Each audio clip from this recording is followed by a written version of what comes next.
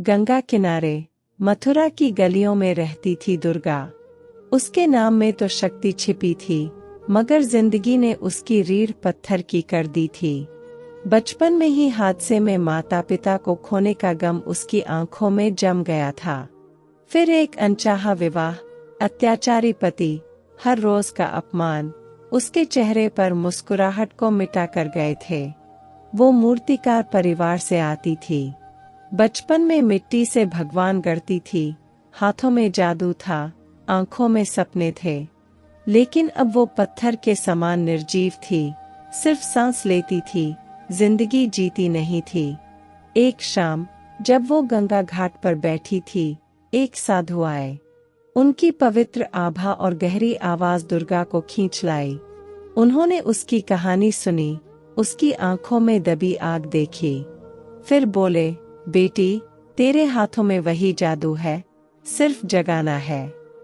मूर्तियां बनाना दोबारा शुरू करो, अपने दर्द को गढ़ो, अपने जख्मों को तराशो, उनमें शिव बनो, हनुमान बनो, खुद को उबारो। उनके शब्दों ने पत्थर को छेदा। दुर्गा की आंखों में अविश्वास के साथ एक चिंगारी भी दौड़ी। दूसरे दिन उसने अपने पुराने औजार निकाले।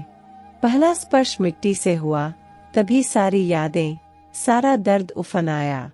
हाथ कांपे, लेकिन उसने हार नहीं मानी। उसने अपने गम को, अपने क्रोध को गढ़ा, हर मूर्ति में एक टुकड़ा अपनी कहानी का खपा दिया। धीरे धीरे मूर्तियां बनी, मगर अब उनमें मंदिरों की मूर्तियों जैसी शांति नहीं थी। उनमें थी विद्रोह की ज्वाला, आंसू की लकीर, दर्द की चीख। लोग डरते थे, पर मोहित भी होते थे। दुर्गा की मूर्तियां मथुरा में हवा बन गईं। हर कलाकार उन्हें देखना चाहता था, हर आहत आत्मा अपने को उनमें पहचानती थी। दुर्गा की कला उसकी मुक्ति बन गई।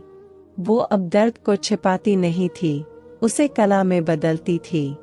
उसके पत्थर का दिल टूट टूट कर मिट्टी बन गया, जिसमें से चंदन की महक उठने लगी। उसने औरतों के लिए आश्रम खोला, उनकी कहानियों को मूर्तियों में उकेरा। उसकी जिंदगी अब बेकार याद नहीं थी, वो दूसरों की उम्मीद बन गई थी। एक दिन उस साधु से फिर हुआ सामना।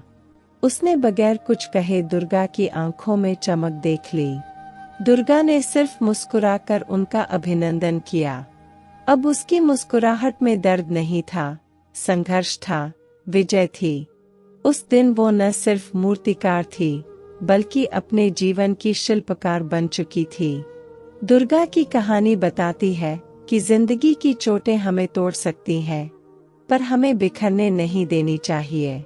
उन चोटों में भी एक स्वर छिपा होता है, उसे सुनाना सीखना होता है। दुर्गा ने अपने दर्द को गढ़ा, उसमें से खूबसूरती पैदा की, खुद को तराशा और दूसरों के लिए रोशनी बन गई।